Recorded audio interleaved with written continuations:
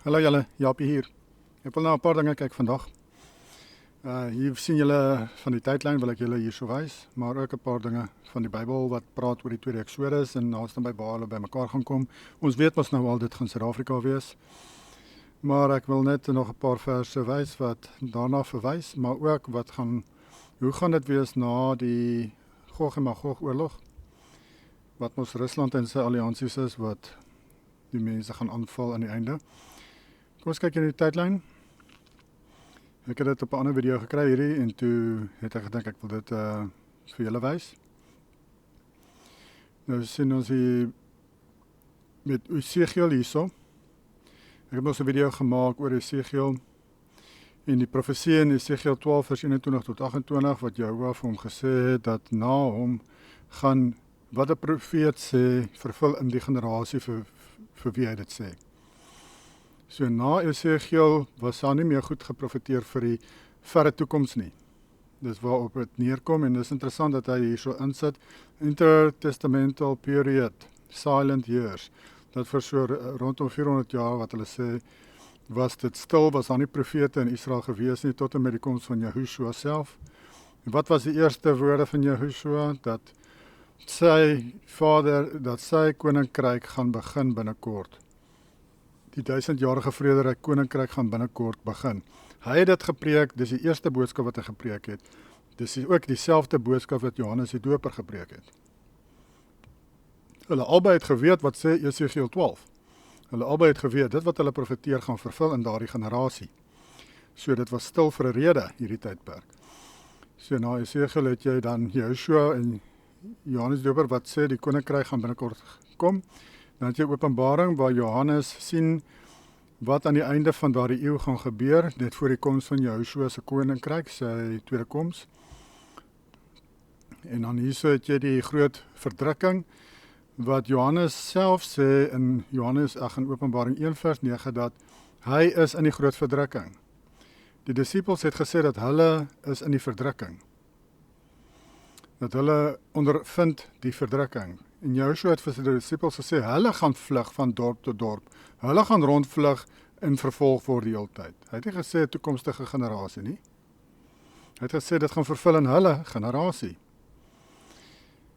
En so sien ons hierso van die groot verdrukking wat handel oor Judea se oordeel. Dit is die twee vrouens van Israel en Juda. 10,5 stamme en 2,5 stamme. Nou Jehovah het mos Israel geskei, die 10,5 stamme vir 390 jaar as weggevoer in ballingskap na Assirië toe. Van daar af is hulle na Noordoos-Asië toe en die Kaukasusberge. Twee areas, Azarif is in Noordoos-Asië gewees. En die Kaukasus weet julle daar by die Swartsee. Hulle het die hele Asië-Europa area oor versprei aan die einde. Ek sal nou vir julle kaart wys. En dan die eilande ook soos Engeland.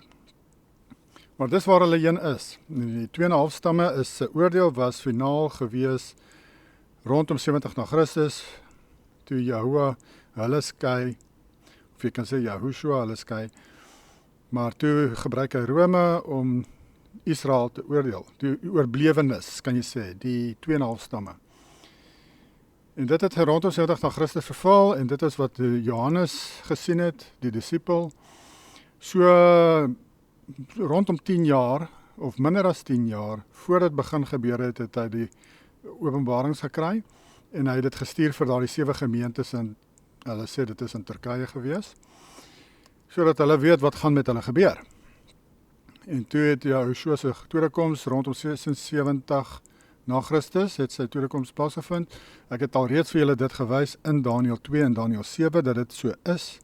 Hy gee vir ons 'n baie goeie tydlyn daar in Daniël 7 veral, en dan Daniël 2 met die standbeeld. Hy wys vir ons na die 10de keiser van Rome, gaan Jehoshua se koninkryk begin.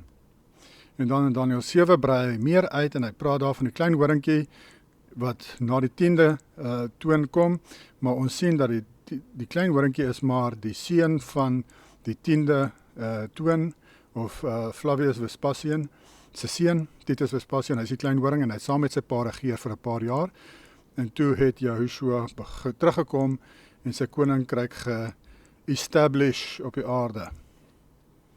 Ja, hulle was die laaste regeerdes van Rome gewees daardie tyd.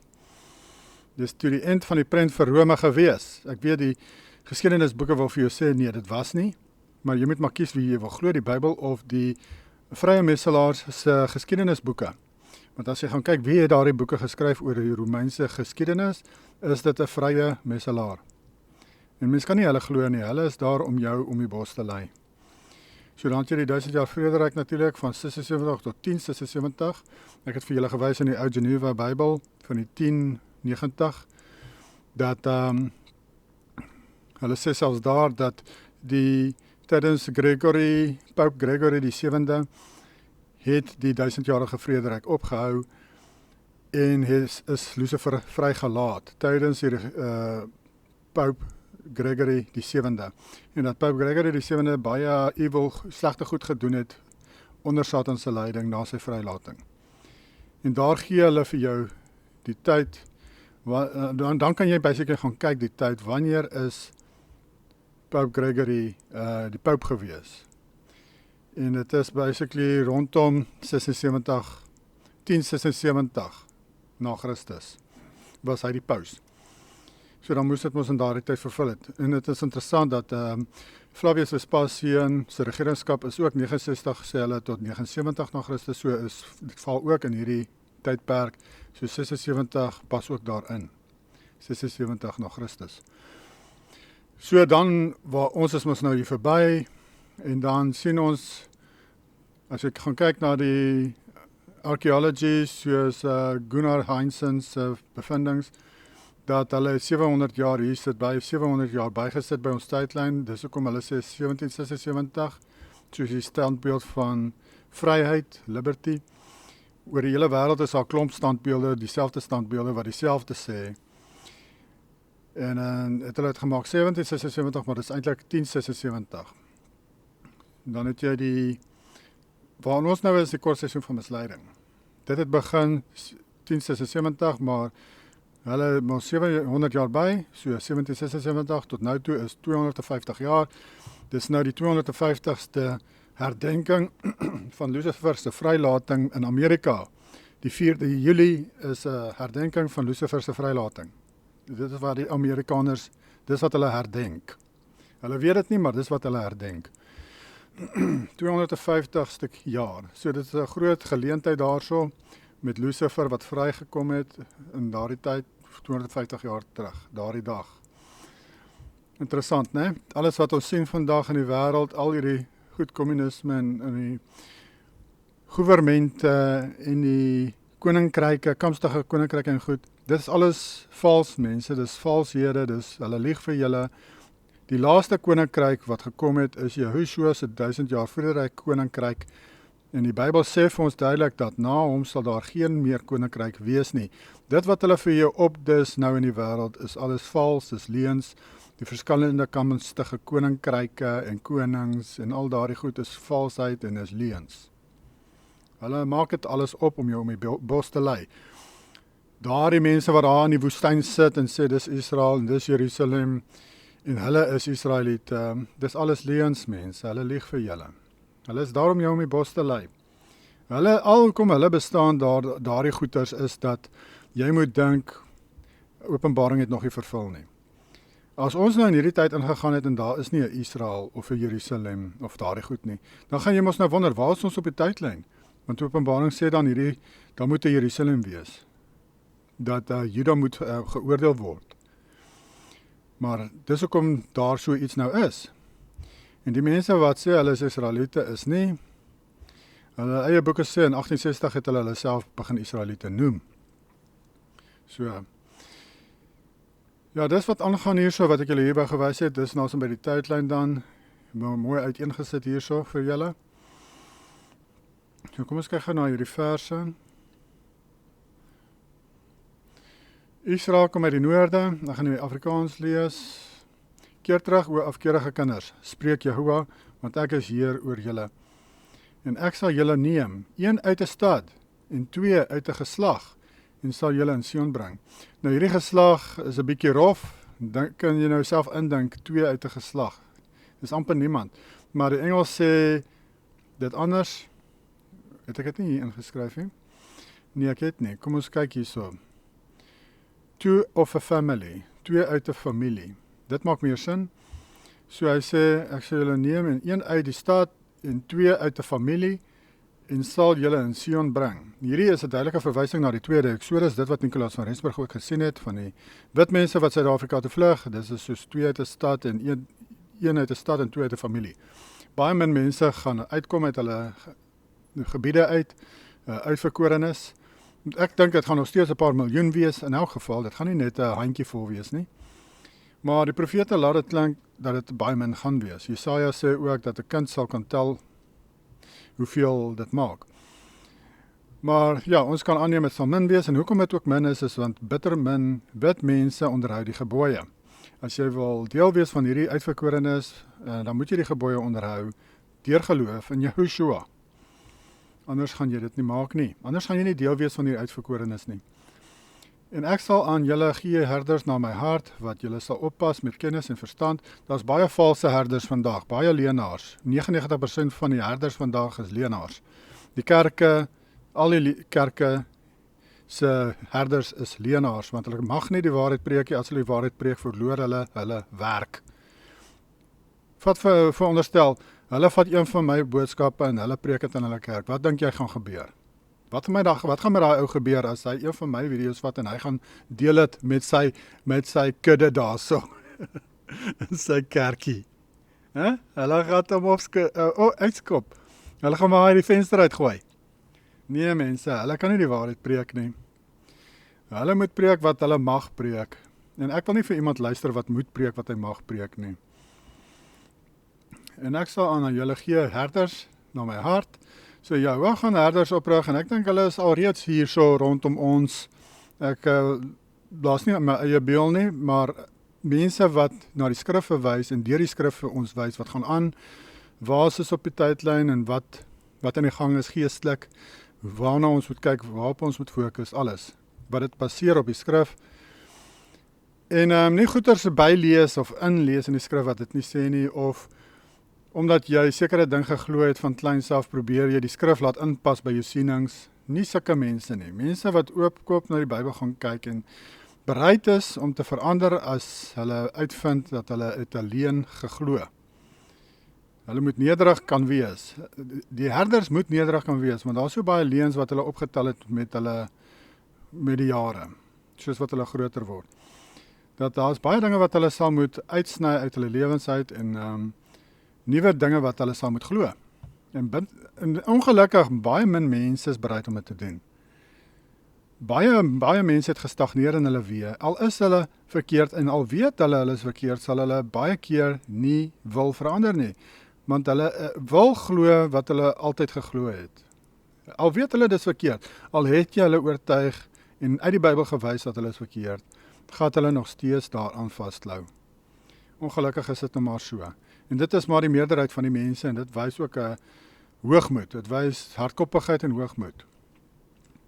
En as julle vermenigvuldig en vrugbaar word in die land in die dae, ek het mos in 'n vorige video vir julle gewys dat Israel gaan baie vrugbaar wees, na hulle bymekaar gekom het in Suid-Afrika, spreek Jehovah, dan sal hulle nie meer sê, die verbondsak van Jehovah nie.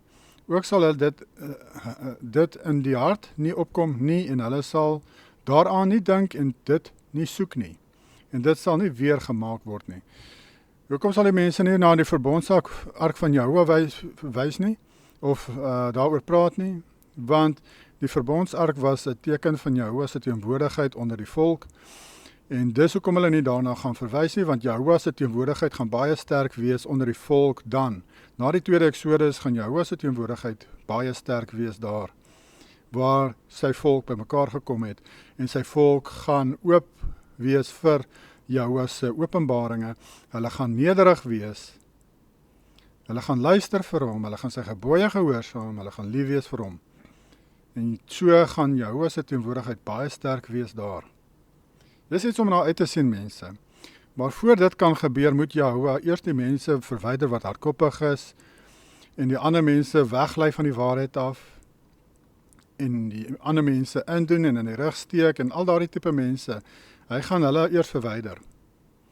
Dan gaan hy die handjie vol wat oorbly wat opreg is, nederig is, lief is vir Jahoua, sy gebooie gehoorsaam deur geloof in Joshua, hy gaan sy teenwoordigheid uitstort op hulle. En dis met hulle wat hy die nuwe verbond gaan sluit, van Jeremia 31, en want hy gaan dan sy wet aan hulle koppe sit, en op hulle harte skryf. Dis 'n wonderlike ding om na uit te sien, om Jahoua se gebooie, sy instruksies in jou kop te kan ontvang. En ons sien, dit gaan veroorsaak dat hulle dan Jahoua se priesters is, wat aan die ander nasies die wet moet gaan verkondig. Julle gaan dit nou sommer nou hierso sien, want hierdie verse sê dit ook. Ook sal dit in die hart van ek het hierdie gesê van die verbondsark. In die tyd sal hulle Jerusalem noem die troon van Jahoua, en al die nasies sal daarin saamkom vanweë die naam van Jahoua in Jerusalem. Sien, Jahoua gaan teenwoordig wees, sterk teenwoordigheid daar in Kanaan, in die area van waar Suid-Afrika tot by die ewenaar. Kanaan is by die ewenaar mense ondertoe. Nie tot heel onder nie. Die suidgrens kon ek nog nie kry nie. Maar ek weet, Karmel is in Noord-Namibië, so dis die laagste wat ek nog kon gekry het. Maar ek weet waar die noordgrens was van Kanaan. Dis Berg Hor. En ek kan julle nou dalk op die kaart wys waar is Hor. Maar in elk geval, die nasies gaan daarheen gaan na Jahoua se berg toe, Berg Sion, en Jahoua is teenwoordig daar in Kanaan. En hulle sal nie meer van wandel na die verharding van hul bose hart nie. Dit beteken hulle gaan nie meer wetteloos leef nie. Die mense gaan opgaan na daar waar Jahoua is, sy teenwoordigheid daar, hulle gaan geleer word van die gebooie, sy priesters, Israel, die nasie, ons wit nasie gaan hulle leer van die gebooie, en hulle gaan wil Jahoua gehoorsaam wees. En die dae sal die huis van Juda gaan na die huis van Israel. En die Engels sê dit, ons kyk hierso, in those days the house of Judah shall come together, en ek dink hierdie woord moet eintlik wees with the house of Israel, wat ook 'n verwysing is na die tweede Exodus, waar die 13 stamme saamkom, by mekaar kom. Die huis van Juda is 2,5 stamme, en die huis van Israel is 10,5 stamme. In die dae sal die huis van Juda gaan na die huis van Israel, en hulle sal saam uit die Noordland kom, in die land wat ek aan julle vaders as erfenis gegee het. Dit sê vir jou mense dat Kanaan is suid van waar Israel opgeëindig het. Ek gaan nou vir julle wys op die kaart sommer waar hulle opgeëindig. Ek het wel gedink, hoe gaan ek jou met seuns gelykstel en aan jou gee 'n kosbare land, 'n allersierlikste erfenis van die nasies. Ook het ek gedink, jy sal my noem my vader, en jy sal van my nie afvallig word nie. In Engels sê hy so, and I said, so be it, Jahoua, for thou sayest, I will set thee among children, and will give thee a choice land. Mense, die Palestina daarso is nie 'n uitverkore pragtige land, soos wat die Bybel sê, dat die land van Kanaan is die beste land in die wêreld. Nou is Palestina die beste land in die wêreld as jy na hom kyk. Dis een van die lelikste lande in die wêreld. Nou, dis eintlik 'n klap in Jahoua se gesig om te sê dat sy Kanaan is daarso. Dit is so lelik en droog. Kan Jahoua nie omsien na sy eie land nie? Dis wat ek julle dan moet vra. Want in Deuteronomium 11 sê dit dat Jahoua sien om na sy Kanaan. Jaar in en jaar uit maak hy seker Kanaan kry genoeg reën. Soveel sodat die plant op hulle eie groei, sonder dat enig iemand hoef plante nat te maak. Dis wat daar staan in Deuteronomium 11. Jahoua kyk na sy land. Palestina is nie sy land nie. Hulle kry nie genoeg reën nie. Dis nog 'n bewys. En ons gaan ek julle gou wys. Kom ons kyk gou hierso. In die dae sal die huis van Juda gaan, en dan hulle sal saam uit die Noordland kom in die land wat kom ons kyk gou na die Noordland hierso. So hulle gaan by mekaar kom in Suid-Afrika en dan opbeweeg tot by die ewenaar. Die Noordland kan jy sê is in die noordelike halfrond dan. Dis Asië, Europa, die eilande soos UK, Engeland daarso, Ierland, Skotland en selfs aan Amerika, Noord-Amerika, Kanada. Die grootste of meeste van die Israel stamme se kinders is nou in daardie areas wat ek nou vir julle gewys het. Ons weet dat van Engeland se mense het opgeëindig in Australië. So hulle val eintlik ook maar onder Engeland dan en in Nieu-Seeland. So daai twee val eintlik onder Engeland. So die Noordland of Noorde is hierdie mense hierbo wat afkom, bymekaar kom hierso. En dan opbeweeg tot by die ewenaar, soos wat ek dink Jesaja 54 vir ons sê, brei julle tentpenne uit. En kom ons gaan gou aan daarso. Zefania 3, julle het dit al sulke verskrikke baie gehoor. Oor kan die riviere van Kus, vandaan sal my aanbidders, my verstrooide dogter, my offerhande bring. Dis nie my verstrooide gemeente nie. Dis nie my verstrooide dogter. Dis wat hier staan. Even the daughter of my dispersed. Verstrooide dogter. Dit is baie anders om te sê dogter as wat jy sê gemeente. Dit verwys na die Israel uitverkorenes. Die oorblyfsel van Jehovah se Israel wat bymekaar gaan kom, sy dogter, of hy verwys na hulle as sy dogters, hulle bring hom offerhandes. Nou waar gaan hulle hom offerhandes bring? Berg Sion. Nou waar is Berg Sion? Op die ewenaar. So oor kan die riviere van Kus. Ek wil julle gewys.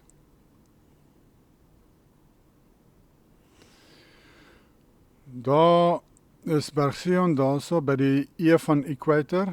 Daar is die Berg Sion. So oor kan die riviere van Kus, oorspronklik die Nyl. Dis ook om ek Lake Kivu hier gemerk, want oorspronklik blykbaar het selfs van die meer Kivu, het ook die wit Nyl voorsien van water, tot en met daar verspiewende berg veroorsaak het dat dit nie meer daartoe loop nie, maar nou afloop. Maar blykbaar het hy die Nyl ook voorsien, so en hy is hier net onder. So jy kan sê dan het die Nyl al hierso begin. Oorspronklik het die Nyl begin in Suid-Afrika, want dis waar die tuin van Eden was. Die riviere het van Suid-Afrika, hierso van die Oos-Kaap af, het so opgevloei deur Afrika. En toe later het dit opbeweeg en daar was fonteine van die diepte en ek sukkel om daardie inligting weer in die hande te kry. En dit was blykbaar hier rondom by Zambië iewers, wat ook die Nyl voorsien het van water, fonteine van die dieptes wat uitgespuit het. Dit het opgehou so uitspuit, lyk my so rondom 1600s, want met die ou kaarte van Afrika kan jy sien, so mettertyd is wat jy die kaarte kyk, dat van die mere word kleiner en kleiner, en dan sien jy mere soos Galilea, wat ook hier in Zambia area was, wat verdwyn, en die Congo, of die Zaire meer wat verdwyn, sulke mere wat verdwyn het. Hierdie was 'n groot meer hierso gewees, en hy het verdwyn, as gevolg van die fonteine van die diepte, lyk my wat opgehou uitkom het. So hy was selfs laer as Lake Kivu gewees oorspronklik, maar daardie bewyse moet ek weer in die hande kry, ek het dit nie nou nie.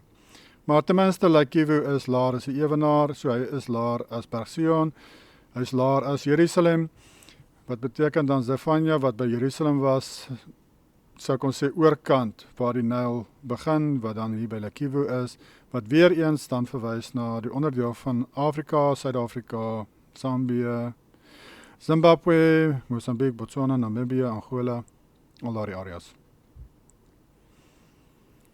Dis dan oorkant die riviere van die Nyl. Kus is Ethiopië. Ethiopië was ook nie presies waar dit vandag is, dit was meer na die middel toe, op ou kaarte, maar dit het maar so rondgespring op die ou kaarte, hang af wat se kaart jy kyk. En hy sê dan oorkant die riviere van Kus, wat die Nylrivier is, die oorblyfsel van Israel sal geen onreg doen nie, en geen leentaal spreek nie. So ons sien hier weer eens verwys na die oorblyfsel, so die handjievol mense wat bymekaar gemaak word in Suid-Afrika, die wit mense. Hy sê hulle gaan nie meer onreg doen nie, en hulle gaan niks lieg nie, en hulle mond sal geen bedrieglike tong gevind word nie, maar hulle sal wy en neerlê, en niemand sal hulle verskrik nie. Jubel, o dogter van Sion, juig, o Israel. Verheug jou en jubel van ganser harte, o dogter van Jerusalem. Jehovah het jou oordele opgehef, jou vyand weggeveeg. Die koning van Israel, Jehovah is by jou. Weereens verwys dit na Jehovah se sterk teenwoordigheid daar in daai area. waar die Israel uitverkorenes bymekaar gaan kom. Jy sal geen kwaad meer vrees nie. In die dag sal aan Jerusalem gesê word, vrees nie, o Sion, laat jou hande nie slap hang nie. Jou hande nie slap hang nie. Ja, so hulle gaan nie meer vrees nie. En Jahwe gaan hulle beskerm. Psalm 48 is 'n vers wat onder die Engelse gemeenskap hulle baie graag gebruik om te probeer sê dat die kamp van die gelowiges is die Noordpool. Dis hierdie versie wat hulle altyd aanhaal vir dit. Skoon deur sy verhewenheid. Die vreugde van die hele aarde is die berg Sion. Aan die noordekant, ek sit in hakies hier, is die stad van die groot koning. Want dit is waarna dit verwys na waar op die berg Sion is Jerusalem. Want berg Sion is verskriklik groot. Hy is iets soos 120 km lank. Jahwe het hom in sy paleise bekend gemaak as 'n rotsvesting. So hierdie verwys nie na die Noordpool nie, dit verwys na die waar op die berg Sion is Jerusalem. Kom ons kyk gou hier.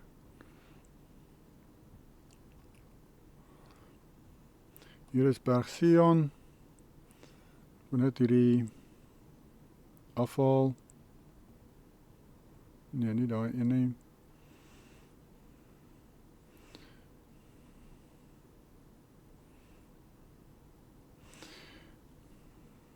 Lyk my ons gaan dit vir nou eers oplos.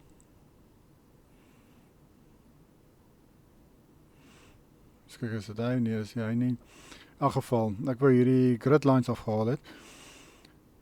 Ons los dit maar op. Hier is jou berg Sion.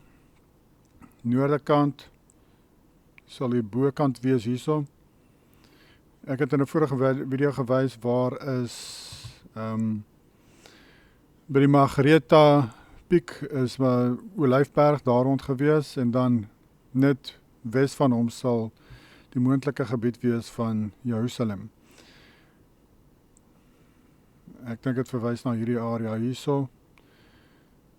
En hierso is ek dink die gesplete berg, Olyfberg. Maar in elk geval, ek kan dit nie nou hier wys soos laas nie. Ek gedog dit sal makliker wees as wat dit was. Of vinniger wees om dit kan wys. Kom ons kyk gou hier so verder. So dus, hy lê aan die noordekant van die berg Sion, of Ruwenzori. Jesaja 2 vers 2 tot 4.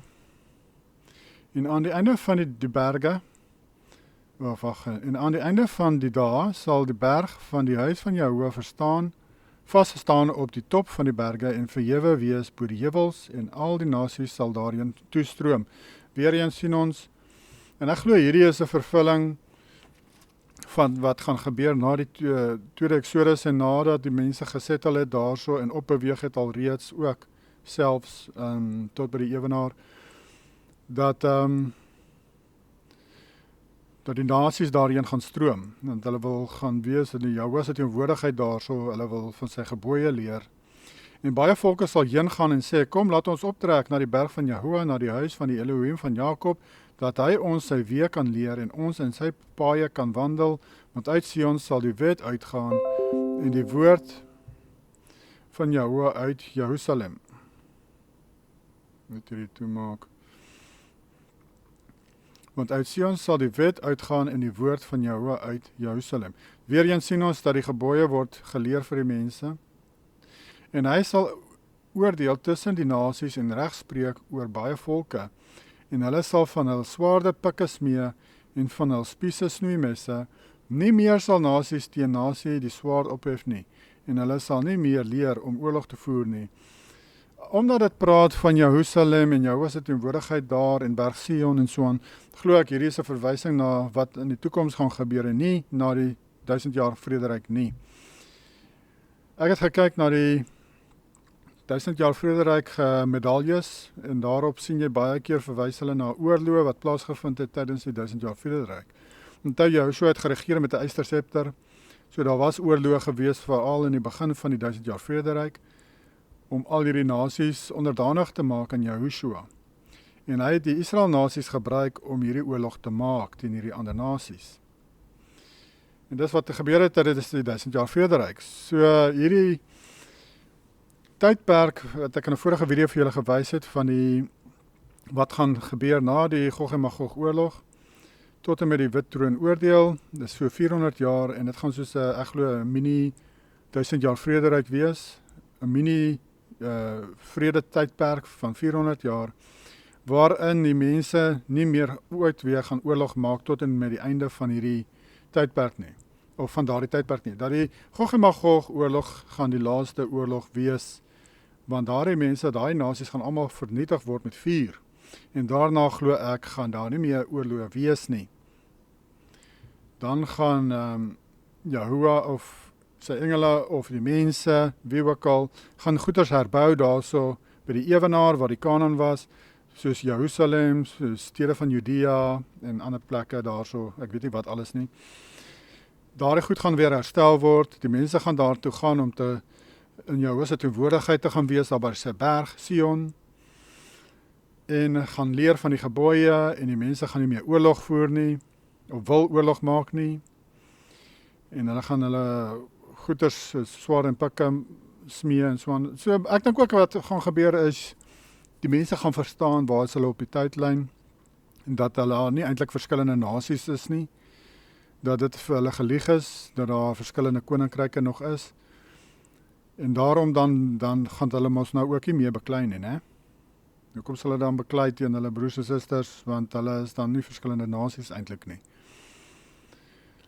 So ek dink hierdie is iets wat dalk sal eerder vervul nou in die nabye toekoms as wat dit vervul het tydens die 1000 jaar vrederyk. Soos ek sê, omdat dit verwys na die berg Sion in Jerusalem, wat in Kanaan is. En in Kanaan het daar nie iets gebeur tydens die 1000 jaar vrederyk nie, omdat dit geprofeteer is dat dit gaan in puin lê tot en met die tweede Exodus, tot na die tweede Exodus. So daar het nie veel gebeur tydens die 1000 jaar vrederyk in Kanaan nie. Die oorgrote dinge wat gebeur het, was in Asië, Europa en die eilande en Amerika, Noord-Amerika veral. Dit is die areas wat die meeste dinge gebeur het tydens die 1000 jaar vrederyk. En dis ook natuurlik die plekke waar jy die meeste geboue sien van die 1000 jaar vrederyk. Jy sien nie veel van die geboue in Afrika nie, jy sien dit ook veral nie in die gebiede van Kanaan nie. Onthou, dit moet mos in pyn lê. Jahoua weet wat het hy geprofeteer.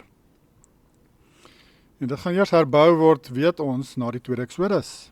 En dit is wat Nicolas mos gesien het gebeur, as ons mense daar by mekaar kom, in Suid-Afrika in die toekoms, eers daarna. Ek dink dis alles hierso. En wat wil ek hier nog gewys het? Ek het die tydlyn gewys. Ja, ek wou net vir interessantheid, hierdie het ek ook genoem in 'n vorige video, van die Tartars, which about the year 1228, kan wees 228, under the command of Genghis Khan beteken koning, overspread the earth like a deluge, were the successors of the 10 tribes of Israel, which were carried into captivity to Assyria by Salmanazar. The name Tartary, or rather Tataria, means to be some testimony thereof, because it signifies in the Syrian or Hebrew tongue remnants or remainders, seemingly because these Tartarians were remainders of the aforementioned tribes. The northern Tartary herdsmen preserve to this day the names of Dan, Zebulon and Naphtali. Ja, op die ou kaarte van Asië kan jy sien Dan en Naphtali se name nog steeds daarso by Noordoos-Asië. En in 2013 sien ons hulle het gevlug na Arzarif toe, en op ou kaarte wys dit Arzarif is ook daarso Noordoos-Asië, by die see amper. Nou kyk hierso, daar was iets anders hierso. Hier kan jy sien wat ek van gepraat het, hulle het versprei, Israel, hier's Tartary, hulle was die hele Asië, Europa gedeelte hierso deur het hulle gegaan. En dan Arzarif was hierso in die noorde kant hierso, noordoos, daar rond, en dan hierbo rond was Dan en Naphtali gewees, se name. Maar dis op 'n ander kaart. Ek het al die kaart al gewys op 'n ander video. Ek's nou nie seker waar dit is nie. En dan het hierdie van hierdie standbeelde wat verwys na die saints van die 1000 jaar vrederyk. Hierdie wat die sleutel dra kan verwys na Jehoshua of na Petrus. Ek dink hierdie is dalk verwys na Jehoshua self. Het die sleutels van die doderyk gevat. Maar Petrus ook, partykeer word na verwys met 'n sleutel.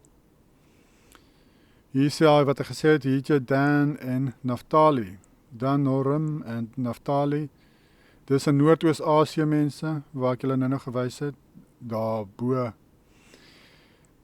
En net 'n bietjie ondertoe wat jy nou nie hier gaan kan sien nie, is Azaref gewees.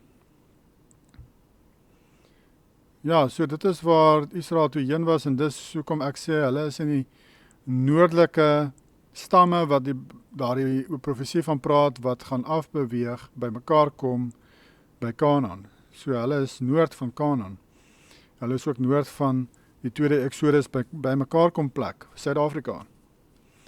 So ons sien dat meeste van die lande van Israel is maar bo in die noordelike halfrond. Amerika daarso en Kanada, maar ook Europa, die eilande en Asië. En dis die groot die meerderheid van Israel. En soos ek sê, hierdie van Australië en Nieu-Seeland, dalk sal 'n bietjie van hulle dit ook maak. Maar ja, ons sien dat hulle uit die noordelike gebied uit afkom. En na die suidelike halfrond toe kom, om by mekaar te kom hierso onder. Maar julle weet dit mos al, want Nicolas van Rensburg het dit mos ook gesê. Hierdie goed is om die draai. Om die draai, soos in paar dekades of so, dan gaan daar baie van hierdie mense al in Suid-Afrika wees, of dalk almal wat daar moet wees. Ja, is baie dinge wat nou moet gebeur in hierdie volgende kort tydperk. Ek weet dat, ek dink ons mense gaan eerste deur Smeltcruise en Nicolas van Rensburg sê ons gaan laaste in en eerste uit. Nou, hy is seker meer reg as ek, maar ek sien maar hoe dinge aangaan om my en dit lyk of dinge wil afskop daar in Suid-Afrika in elk geval. Maar hoe ek ook daarna kyk is dat Suid-Afrika is maar die Smeltcruise, is maar die plek waar die ander nasies by mekaar moet kom. So dit moet eers daar skoon wees en reg wees vir daardie mense om te kan kom.